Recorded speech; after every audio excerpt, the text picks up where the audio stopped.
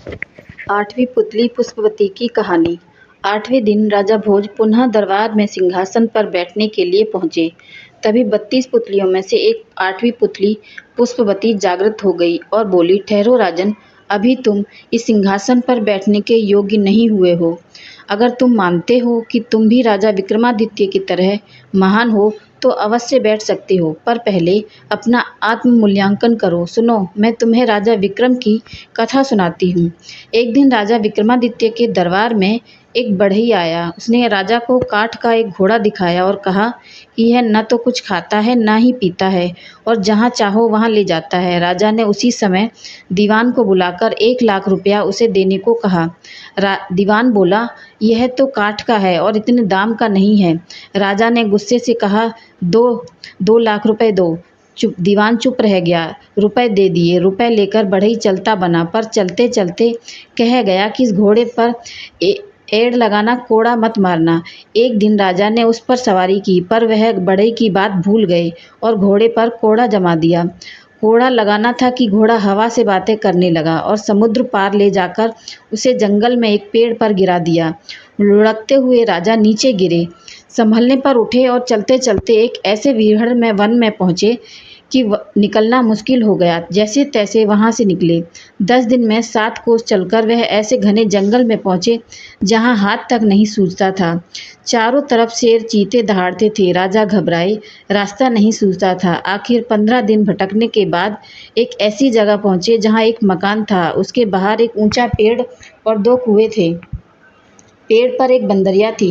वह कभी नीचे आती तो कभी ऊपर चढ़ती। राजा पेड़ पर चढ़ गए और छिपकर यह सब हाल देखने लगे। दोपहर होने पर एक यति वहां पर आया। उसने वहां बाईं तरफ के कुएं से एक चुल्लू पानी लिया और उस बंदरिया पर छिड़क दिया।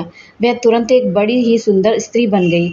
यति पहर भर उसके साथ रहा, फिर दूसरे कुएं से पानी खींचकर उस पर डाला। वह फिर से बंदरिया बन गई। यह पेड़ पर जा चढ़ी और यति गुफा में चला गया। राजा को यह देखकर बड़ा अचंभा हुआ। यति के जाने पर उसने भी ऐसा ही किया। पानी पड़ते ही बंदरिया सुंदर स्त्री में बन गई। राजा ने जब प्रेम से उसकी ओर देखा तो वह बोली, हमारी तरफ ऐसे मत देखो, हम तपस्वी हैं, साथ दे देंगे, तुम भस्म हो जाओगे। राजा बोला, मेरा नाम विक्रमादित्य है, मेरा कोई कुछ नहीं बिगाड़ सकता। राजा का नाम सुनते ही वह उनके चरणों में गिर पड़ी और बोली, हे महाराज, तुम अभी यहाँ से चले जाओ, नहीं तो यति आएगा और हम दोनों को शाप देकर भस्म कर देगा। राजा ने पूछा, तुम कौन हो और इस यति के हाथ कैसे पड़ी? वह बोली, मेरे पिता कामदेव और माँ पुष्पवती है। जब मैं 12 बरस की हुई तो मेरे माँ बाप ने मुझे एक काम करने को कहा। मैंने उसे नहीं किया। इस पर उन्होंने गुस्सा होकर मुझे इस यति को दे डाला। वह मुझे यहाँ ले आया और बंदरिया बनाकर रखा है। सच है, भाग्य के लिखों को कोई नहीं मिटा सकता। राजा ने कहा, मैं तुम्हें साथ ले चलूँगा। इतना कहकर उसने कुएं का पानी छिड़क कर उसे फिर से बंदरिया बना दिया। अगले दिन वह यति आया। जब उसने बंदरिया को स्त्री बना लिया तो वह बोली, मुझे कुछ प्रसाद दो। यति ने एक कमल का फूल दिया और कहा, यह कभी कुम्हलाएगा नहीं और रोज एक लाल रत्न देगा, इसे संभाल कर रखना। यति के जाने पर राजा ने बंदरिया को स्त्री बना लिया। फिर उसने अपने वीर वेतालों को बुलाया। वे आए और तख्त पर बैठाकर उन दोनों को ले चले।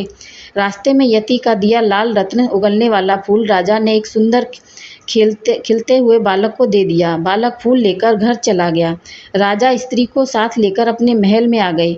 अगले दिन कमल में एक रत्न निकला। इस तरह हर दिन निकलते निकलते बहुत से रत्न इकट्ठे हो गए। एक दिन उस बालक का पिता उन्हें बाजार में बेचने गया। कोतवाल ने उसे पकड़ लिया, राजा के पास ले गया।